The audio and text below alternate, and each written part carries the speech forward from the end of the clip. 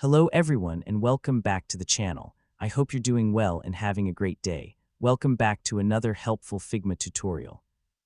In today's video, I'll show you how to create a responsive design in Figma. Responsive design allows your layout to adjust when the screen size changes.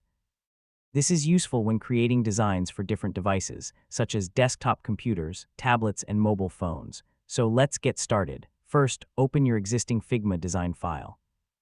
Now select the design that you want to make responsive. You can duplicate the design by pressing Ctrl and D on your keyboard. Keep one version for the desktop layout.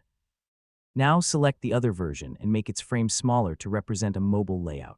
Next, select the frame and add Auto Layout by pressing Shift and A.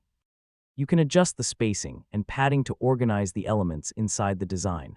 Now, change the size of the frame. As the frame becomes smaller or larger, the elements inside the design can adjust according to the auto layout settings. This helps you create a more flexible design that can work across different screen sizes. You can compare the desktop and mobile versions to see how the layout changes. And that's how you can create a responsive design in Figma. I hope this guide was helpful. Thanks for watching, and I'll see you in the next video.